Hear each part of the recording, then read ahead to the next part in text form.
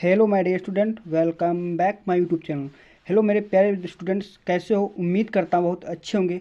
आज की इस वीडियो में हम क्लास 10th हिंदी का एक वायरल पेपर प्रश्न पत्र हल करने वाला हूँ, जो बोर्ड एग्जाम की दृष्टि से बहुत ही इम्पॉर्टेंट है। यदि आप क्लास 10th में हो और 24 फरवरी का आपका हिंदी का पेपर देने जा रहे हो तो यह वीडियो आपके लिए बहुत ही इम्पॉर्टेंट है, क्योंकि इस वीडियो में सारे very very most important questions solve कराने वाला हूँ। इस पेपर को पूरा हल कराऊंगा। तो चलो वीडियो को शुरू करते हैं। चैनल पहली बार है तो लाइक, चैनल को सब्सक्राइब कर लेना। देख लीजिए, पेपर है आपका अनुक्रमांक नाम में आपका पेपर कोड आपका 801 HG पेपर कोड है। 2025 का आपका हिंदी का वायरल क्वेश्चन पेपर है। पूरा फुल सोल्यूशन लेकर आया हूँ, इसलिए वीडियो को लास्ट तक देखना। इससे आपके सारे very most important question cover होने वाले हैं। देखिए, पूर्णांक आपका 70 नंबर का रहने वाला है। समय आपका 3 घंटे 15 मिनट रहेगा। नोट प्रारंभ के 15 मिनट परीक्षार्थी को प्रश्न पत्र के लिए निर्धारित हैं। निर्देश दिए हैं। सभी प्रश्न अनिवार्य हैं। यह प्रश्न पत्र 2 खंडों खंड आ खंड बा में विभक्त है। अब खंड आ में 20 बहुविकल्पी प्रश्न हैं, जिनको आपको ओमार शीट पर देना है और आपको सिर्फ काले और नीले पेन का ही यूज करना है। खंड आ के प्रत्येक प्रश्न को निर्देश को पढ़कर केवल ओमार शीट पर उत्तर दिए। आपको व्हाइटनर और इरेजर का बिल्कुल प्रयोग नहीं करना है। प्रश्न के अंक उसके सम्मुख दिए हुए हैं। खंड बा में 50 नंबर का वर्णात्मक प्रश्न है। खंड बा में सभी प्रश्न करना अनिवार्य है। इसके बाद देखिए, प्रथम प्रश्न को आरंभ कीजिए तथा अंतिम प्रश्न तक करते जाइए। जो प्रश्न ना आता उस पर समय नष्ट ना कीजिए। तो यहाँ से आपका सोल्यूशन स्टार्ट हो जाता है। सारे क्वेश्चन में हल करवाऊंगा, इसलिए वीडियो को लास्ट तक एंड तक जरूर देखना। पहला प्रश्न आपका कह रहा है कि बहुविकल्पी प्रश्न का है, वस्तुनिष्ठ प्रश्न है। विदेही वनवास के रचनाकार हैं। विदेही वनवास जो हैं वो रचनाकार कौन है? मैथिली शरण गुप्त, महादेवी वर्मा, अयोध्या सिंह उपाध्याय हरिओद या सियाराम शरण गुप्त। तो इसका राइट आंसर क्या हो जाएगा? विदेही वनवास के रचनाकार कौन है? अयोध्या सिंह उपाध्याय हरिओद इसका करेक्ट आंसर हो जाएगा। इनको याद रखना, आपको ध्यानपूर्वक याद रखना, इसको आप प्रैक्टिस भी कर लेना। देखो, अगला प्रश्न आपका क्या कह रहा है? कह रहा है कि प्रयोगवाद के कवि हैं। भूषण हैं, अगेय हैं, सुमित्रानंद पंत हैं, महादेवी वर्मा हैं। यानी प्रयोगवाद के कवि कौन है? तो इसका राइट आंसर क्या हो जाएगा? इसका right answer option number B वाला हो जाएगा, अगेय। अगेय क्या है? प्रयोगवाद के कवि हैं। प्रश्न संख्या आपका तीसरा कह रहा है कि भाव विलास के रचनाकार हैं। देव, बिहारी, चिंतामणि, मतिराम। तो भाव विलास के रचनाकार कौन है? तो इसका right answer option number A वाला हो जाएगा, देव। सारे question very very most important है और बोर्ड एग्जाम की दृष्टि से बहुत ही वायरल है, इसलिए आपको उनको याद कर लेना है, रिवीजन कर लेना है। प्रश्न आपका चौथा कह रहा है, क्या कह रहा है? चौथा कह रहा है कि छत्रसाल दशक आपकी किसकी रचना है, मतलब आपको बताना है। तो किनकी रचना है? पद्माकर की, बिहारी की, भूषण की, मतिराम की। तो छत्रसाल दशक किसकी रचना है? तो ऑप्शन नंबर इसका सी वाला करेक्ट होगा, भूषण की है। प्रश्न संख्या अगला की ओर बढ़ता हूँ। प्रश्न संख्या आपका पांचवा कह रहा कि कला और बूढ़ा चांद के रचनाकार हैं। जयशंकर प्रसाद, गिरिजा कुमार माथुर, सुभद्रा कुमारी चौहान या सुमित्रानंदन पंत। तो इसका करेक्ट आंसर क्या हो जाएगा? तो इसका right answer option number D वाला हो जाएगा, सुमित्रानंदन पंत हैं जो कला और बूढ़ा चांद के रचनाकार हैं। प्रश्न संख्या आपका छठा कह रहा है कि नीड़ का निर्माण फिर किस विधा की रचना है? जीवनी है, आत्मकथा है, रेखा चित्र है या एकांकी है। तो नीड़ का निर्माण फिर किस विधा की रचना है? तो नीड़ का निर्माण क्या आपका है? क्या आत्मकथा। ऑप्शन नंबर बी वाला राइट हो जाएगा। किसने लिखा है नीड़ का निर्माण फिर? यह हरिवंश राय बच्चन की रचना है। प्रश्न संख्या आपका सातवां कह रहा है कि निम्नलिखित में से शुक्ल युग के लेखक हैं। मोहन राकेश, अमृत राय, श्याम सुंदर दास, कमलेश्वर। तो इसका करेक्ट आंसर क्या हो जाएगा? शुक्ल युग के लेखक कौन है? श्याम सुंदर दास। ऑप्शन नंबर सी वाला इसका राइट आंसर हो जाएगा। प्रश्न संख्या आपका अगला बढ़ता हूँ। प्रश्न संख्या आपका 9वां कह रहा कि परीक्षा गुरु किस विधा की रचना है? आत्मकथा, एकांकी, उपन्यास, रेखा चित्र। तो परीक्षा गुरु किस विधा की रचना है? तो परीक्षा गुरु क्या एक उपन्यास है। क्या है? एक उपन्यास। ऑप्शन नंबर सी वाला इसका राइट आंसर हो जाएगा। प्रश्न संख्या आपका 10वां कह रहा कि बाण भट्ट की आत्मकथा के रचनाकार हैं। देखो, लाइक और चैनल को सब्सक्राइब कर लेना। इसके बाद में विज्ञान का वायरल मॉडल पेपर आपको यहाँ पर सोल्यूशन करवाऊंगा। प्रश्न आपका क्या कह रहा है? बाण भट्ट की आत्मकथा के रचनाकार हैं प्रसाद जी हैं या हजारी द्विवेदी हैं, रांघेय राघव हैं या धर्मवीर भारती हैं। तो बाण भट्ट की आत्मकथा क्या एक है? हजारी द्विवेदी की एक रचना है। ऑप्शन नंबर बी वाला इसका राइट आंसर हो जाएगा। प्रश्न संख्या 11 की बढ़ता हूँ। आपके यहाँ से 10 आपके ग्रामर, अब यहाँ पर ग्रामर यानी हिंदी जो आपका व्याकरण है, यहाँ से क्वेश्चन आते हैं। तो रस के कितने अंग होते हैं? 5, 4, 3, इनमें से कोई नहीं। तो आपको पता होगा रस के 4 होते हैं। भाव, विभाव, अनुभाव, भाव, विभाव, अनुभाव, संचारी भाव। यानी कि रस के कितने अंग होते हैं? 4 होते हैं। तो ऑप्शन नंबर बी वाला इसका राइट हो जाएगा। प्रश्न संख्या 12वां कह रहा कि पायो जी मैंने राम रतन धन पायो, पंक्ति में कौन सा अलंकार है? उपमा अलंकार, रूपक अलंकार, उत्प्रेक्षा अलंकार, यमक अलंकार।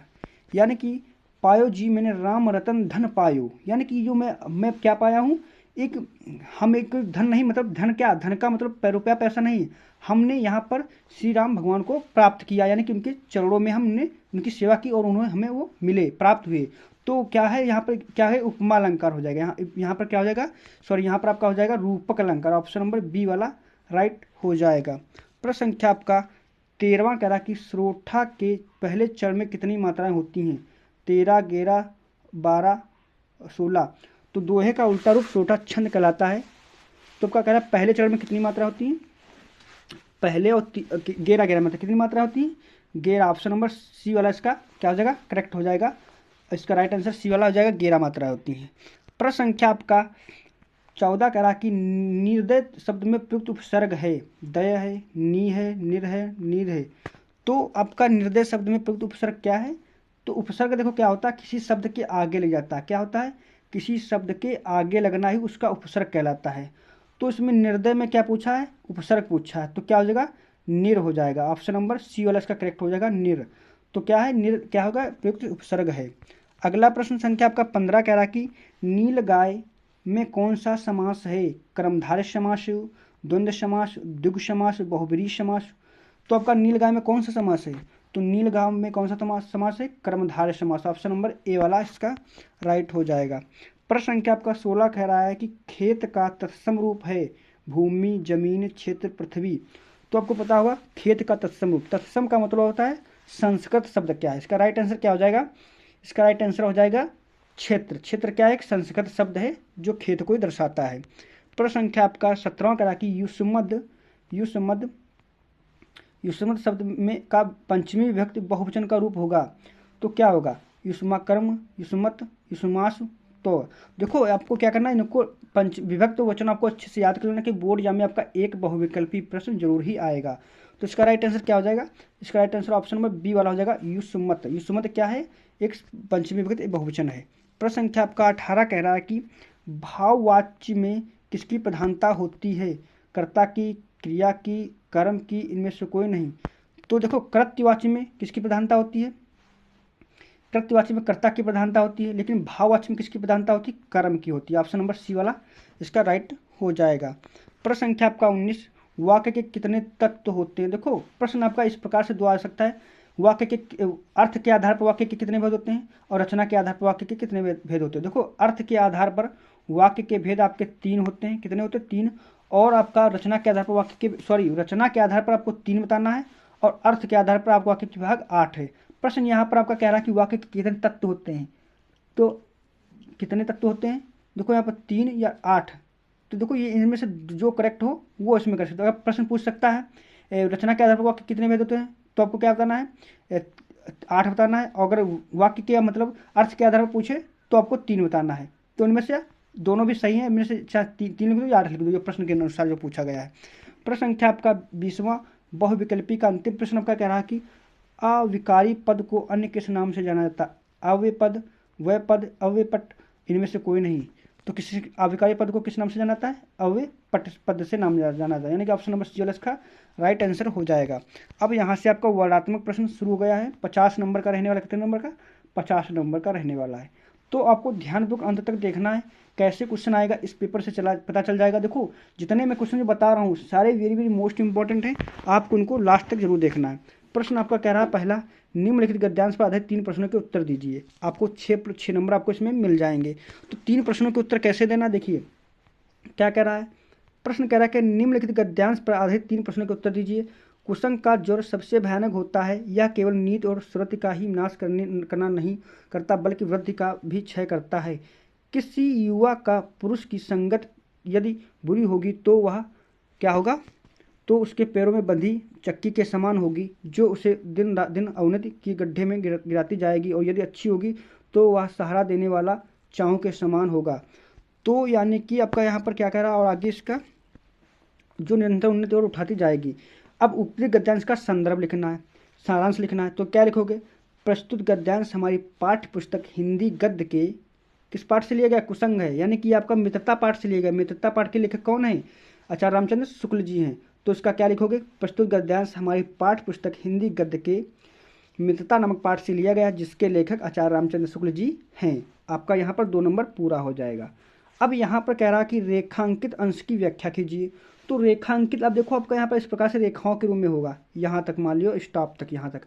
तो इसकी क्या करना? व्याख्या करना। व्याख्या करना मतलब इसका अर्थ सटीक लिखना। तो कैसे लिखना होगा कि जैसे कह रहा कुसंग का ज्वर सबसे भयानक होता है, यानी कि बुरी संगत का असर सबसे बेकार होता है। अगर जो बुरी संगत में रहता है वो क्या होता है? नाश का नाश हो जाता है, ना कि उसकी उन्नति होगी। क्योंकि जैसे वो काम करेगा, कुकर्म अगर कर्म करेगा तो वो कुकर्म ही कर्म करेगा। तो इस प्रकार से इसलिए अच्छी संगत को चुनिए और अच्छी संगत से रहिए, ना कि बुरे लोगों के साथ रहोगे तो बुरे ही बन जाओगे, आपका विनाश ही होगा, ना कि आपका अच्छा होगा। तो इसलिए आपको क्या करना है? इसको अच्छे से आपको एक्सप्लेन करना है। 2 नंबर ये भी आपको मिल जाएगा।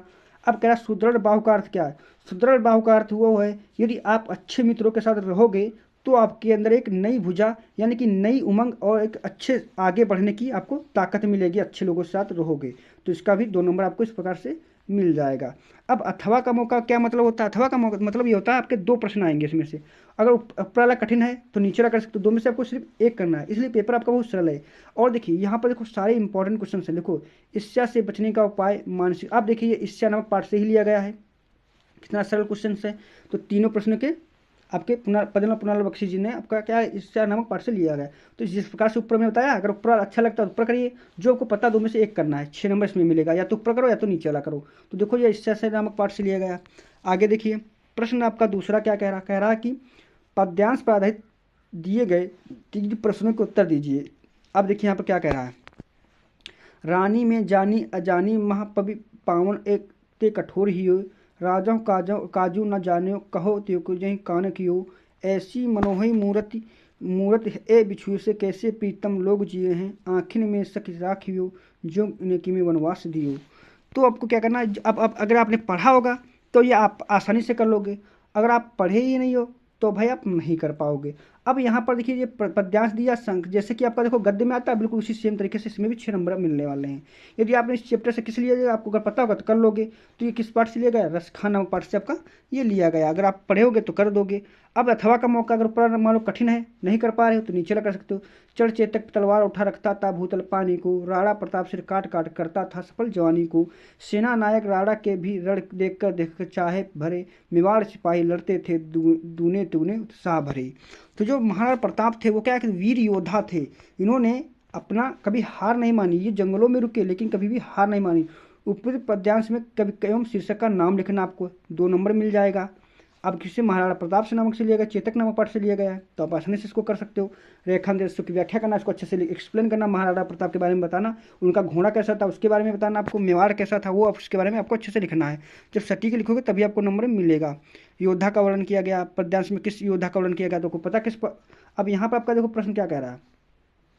प्रश्न आपका यहाँ पर कह रहा है कि ऊपरी पद्यांश में किस योद्धा का वर्णन किया गया? तो महाराणा प्रताप जी का वर्णन किया गया। अच्छे से आपको इसमें लेखक कहता है, बताता है, इस प्रकार से करना आपको है। अब इसी प्रकार से आपका तीसरा क्वेश्चन क्या कह रहा है?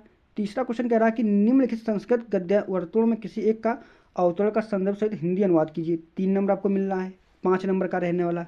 अब देखिए देखो, वाराणस्याम प्राचीन काले देव गेह विद्यालय दिव्य ज्योति घोतते, यानी कि जो वाराणसी है प्राचीन काल में विद्या की एक ज्योति के रूप में, मतलब क्या था कि प्रतिष्ठान पढ़ने का एक घर था। और अधुनाम अप यत्र संस्कृत वाधराम संस्कृत प्रवृत्ति, मतलब आधुनिक काल में क्या होता है? अब संस्कृत का वहाँ पर अध्ययन हो रहा, अभी भी होता है।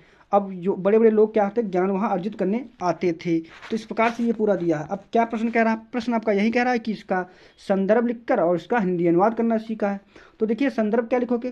प्रस्तुत गद्यांश हमारी पाठ्य पुस्तक हिंदी संस्कृत खंड के वाराणसी नामक पाठ से लिया गया है। बस इतना लिख देना, उसके बाद व्याख्या डाल देना, 5 नंबर आपको इसमें पक्के हो जाएंगे।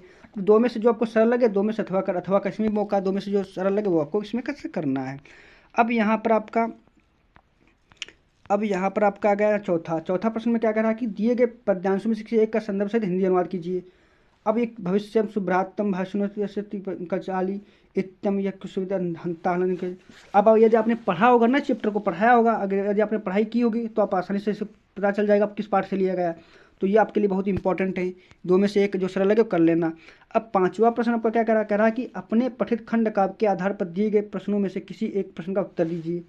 अब आपके जिले के अनुसार आपका सिलेक्ट करना। मान लो किसी जिले का मुक्त दूध होता है, किसी का ज्योति जवाहर होता है, किसी का मेवाड़, किसी का दूजा, तो आपके जिले के अनुसार आपका इसमें सटीक होगा। तो जो आपका इसमें से आपका हो उसका बस क्या याद कर लेना, चरित्र चित्रण याद कर लेना, क्योंकि बोर्ड में चरित्र चित्रण ही पूछता 3 नंबर का, तो इसको याद कर देना चरित्र चित्रण, बस अच्छे से आपको लिख देना। जिस जिले का आपका हो उस जिले को, किसी का मेवाड़, किसी का तुमिल, किसी का जय सुभाष हो सकता है। प्रश्न आपका छठा कह रहा कि दिए गए लेखकों में से किसी एक लेखक का जीवन परिचय देते हुए उनकी एक प्रमुख रचना लिखिए, उल्लेख कीजिए। जयप्रकाश भारती, पद्मनाभ पुनालाल बख्शी, जयशंकर प्रसाद। तो देखो आपको क्या करना, शुरू के 3 याद कर लो जीवन परिचय, बोर्ड एग्जाम में आपका 5 नंबर पक्का हो जाएगा। तो क्या करना, शुरू के आपका जयशंकर प्रसाद का, आचार्य राम शुक्ल का, पद्मनाभ पुनालाल बख्शी का, ये 3 याद कर लीजिए। आपका बोर्ड में 100% आएगा ही। इनको देखो पहली हेडिंग इसमें क्या डालना, जीवन परिचय, उसके बाद प्रमुख इनकी कृतियाँ यानी कि रचनाएं प्रमुख लिख देना, 5 नंबर आपको मिल जाएगा। बहुत सरल है। अब देखिए अगला यहाँ पर देखिए खा में क्या पूछा गया, खा में निम्नलिखित कवियों में से किसी एक कवि का जीवन परिचय देते हुए उनकी प्रमुख रचना का उल्लेख कीजिए। 3+2 यानी कि उनकी क्या लिखना, पहले जीवन परिचय, बाद उनकी प्रमुख रचना लिख देना। सूरदास 1498 जो भी आपका इसका जन्म हो वो आपको लिख देना। तुलसीदास 1583, ऐसे कर करके जो भी आपको याद किया हो वो लिख देना आपको। मक्खना चतुर्वेदी शुरू के इसमें भी 3 याद कर लो गद्य पद्य में। अब अगला आपका प्रश्न संख्या 7वां करा कि अपने पठित पुस्तक में तटस्थ कोई एक श्लोक लिखिए जो इस प्रश्न पत्र में ना आया हो, मतलब इस पेपर में जो श्लोक ना आया हो वो आपको लिखना है। तो आपको क्या करना, 3 याद कर लीजिए, क्योंकि 2 तो आएंगे ही। अगर 2 मान लो जो याद किया 2 ही याद किया और जो वही दोनों आ गए तब क्या करोगे, इसलिए आपको 3 याद कर लेना। 3 याद कर लोगे, बोर्ड में आप क्या करना, एक आसानी से लिख दोगे। अब इसी प्रकार से अगला करा कि निम्नलिखित 2 प्रश्नों के संक्षिप्त में उत्तर दीजिए आपका। अब देखिए सर्वे यत्न कुछ पूर्वराजा कुपरिप्रोक्त्या वर्धते, तो इनमें से 2 आपको करना है, 2 नंबर, 1+1 2 नंबर आपको मिल जाएगा। इसमें भी पूरे वेरी वेरी मोस्ट इंपॉर्टेंट सारे क्वेश्चन हैं।